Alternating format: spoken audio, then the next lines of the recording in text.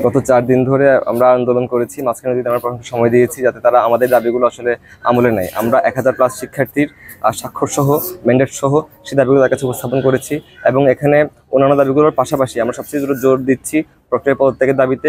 কেননা গত 12 মাসে প্রক্টোরিয়াল বডি নানা ধরনের উদাসীনতা এবং তাদের যে সমন্বয়হীনতা এবং তাদের যে দেরিতে আসা কোনো একটা ঘটনাস্থলে বা তাদের পক্ষপাতমূলক আচরণ বা শিক্ষার্থীদের শত্রুজ্ঞান করে বিহেভ করা, সেগুলোর বিরুদ্ধে প্রশাসন কোনো ব্যবস্থা গ্রহণ করে না। সুতরাং এই প্রক্রিয়ার বডিকে আমরা যোগ্য মনে করি না এবং আমরা জানি যে আগামীতে চাকরি নির্বাচন আসছে। তো গত 12 মাসে তাদের যে ব্যর্থতার পরিচয়, চাকরি নির্বাচনকে কেন্দ্র করে যে আসলে সংঘাতের পরিবেশ তৈরি হতে পারে, সেখানে সক্ষমতা আসলে কতটুকু তাদের দিতে পারবে, প্রদর্শন করতে পারবে, সে ব্যাপারে আমরা আসলে আশাবাদী হতে পারি না। তো সেক্ষেত্রে আমরা মনে করি প্রক্রিয়ার বডি, আমরা একটা যোগ্য প্রক্রিয়ার বডি ডিজার্ভ করি চট্টগ্রাম বিশ্ববিদ্যালয়ের শিক্ষার্থীরা। সেক্ষেত্রে আমরা এই দাবিগুলোর বাস্তবায়ন চাই এবং প্রক্রিয়ার বডি দ্রুততম সময়ে অপসারণ চাই এবং তার আগ পর্যন্ত আমরা অনশন চালিয়ে যাব। হচ্ছে যে প্রশাসনকে জানান দিতে চেয়েছি এবং প্রশাসনকে আমরা এই 7 দফা দাবির ভিত্তিতে আমরা হচ্ছে যে এই স্মারকলিপি প্রদান করেছি এবং এই অনশনে বসার আগেও আমরা হচ্ছে শেষবারের মতো উপাচার্যের সাথে যোগাযোগ করেছি। কিন্তু উনি আসলে যেভাবে আশ্বস্ত করেছেন সেই জায়গায় আসলে আমরা এখানে এর আগে পূর্ববর্তী বিভিন্ন দাবি দেওয়ায় আমরা আসলে যেসব আশ্বস্ত পেয়েছিলাম, যেটা বাস্তবায়নের আমরা কোনো রূপরেখা আমরা পরবর্তীতে দেখিনি, সেই রকমই আমরা হচ্ছে যে একটা আশ্বস্তের জায়গা পেয়েছি এবং এই জায়গায় তারা হচ্ছে যে যত ধরনের কি বলে যে উদ্যোগের কথা আমাদের উল্লেখ করেছেন আমাদেরকে বোঝানোর জন্য, সেখানে আমরা দেখতে পাই যে শিক্ষার্থীদের কোনো সংশ্লিষ্টতা নেই। কিন্তু যখন হচ্ছে আমরা কোনো জায়গায় হচ্ছে শিক্ষার্থীদের অংশগ্রহণ দেখি, সেখানে শুধু আমরা ছাত্র শিবিরের অংশগ্রহণ দেখি, সেই জায়গায় আমাদের অন্যান্য কোনো শিক্ষার্থীর প্রতিনিধি নেই এবং সেই জায়গায় তারা কিছুটা নারাজ যে 30,000 শিক্ষার্থীর প্রতিনিধি আসলে তারা কিভাবে বন্টন করবেন। তো এই প্রশ্নগুলো অমীমাংসিত রেখে তারা বিভিন্ন উদ্যোগ নিচ্ছেন, যেটা আমাদের জন্য, আমরা যারা শিক্ষার্থীরা আছি তাদের জন্য আসলে খুব উদ্বেগজনক।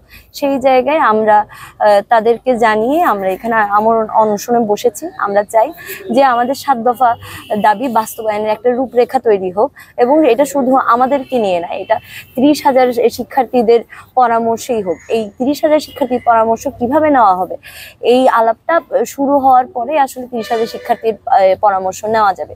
এর আগে যদি এটা অবান্তর হিসেবে দেখা হয় তাহলে তো আসলে এটা নেওয়া যাবে না।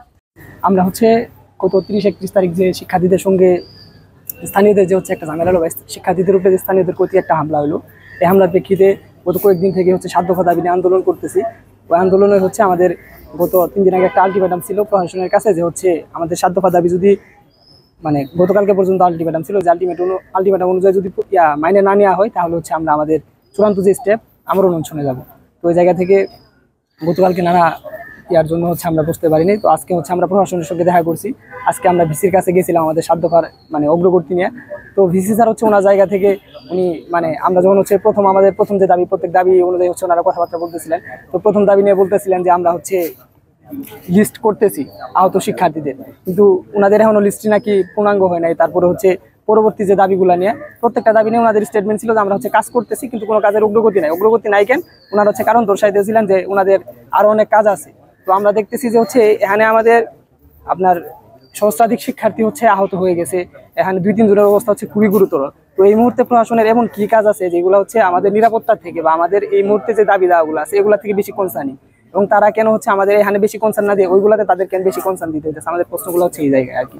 তো আমরা প্রশাসনের কাছে চাইবো যে আমাদের এতগুলো শিক্ষার্থী যে আহত হয়েছে, শিক্ষার্থীদের উপরে যে হচ্ছে হামলাগুলো হয়েছে, এই জায়গাগুলো হচ্ছে যাতে প্রশাসনের কাছে মূল কনসার্নের জায়গা হয় এবং তাদের যে মানে নিয়োগ বুট বসানো আরো যা তা কাজ আছে, যে কাজগুলোর অজুহাত দিয়ে হচ্ছে তারা আমাদের মানে জীবনের বা আমাদের যে নিরাপত্তার দায়, এই দায় এড়ায় যাওয়ার চেষ্টা করতেছে, এই জায়গা থেকে তারা ফিরে আসবো এবং ফিরে এসে হচ্ছে এই যে প্রক্টোরিয়াল বোর্ড, এই প্রক্টোরিয়াল বোর্ডের কার্যক্রম আমরা গত বারবারই দেখছি। আমরা হচ্ছে জুলাইয়ের পর দেখছি ক্যাম্পাসে কয়েকটা গুপ্ত হামলা হয়েছে, যে গুপ্ত হামলাগুলোর একটা হচ্ছে ঠিকঠাক তদন্ত হয় না। আমরা তখন হচ্ছে তো ভিসি কামাল স্যারের সঙ্গে বসছি, কামাল স্যারের সঙ্গে কথা বলছি। তো ওনারা তখনও আমাদের আশ্বাস দিচ্ছেন যে আমরা কাজ করতেছি, আমরা তদন্ত করতেছি, এই করতেছি সেই করতেছি, কিন্তু আমরা হচ্ছে এখন পর্যন্ত যায় অনেক মানে এটা তো মোটামুটি 1 বছর পার হয়ে গেছে। 1 বছরের পরে যা হচ্ছে আমরা কোনো ফলাফল পাইনি কে।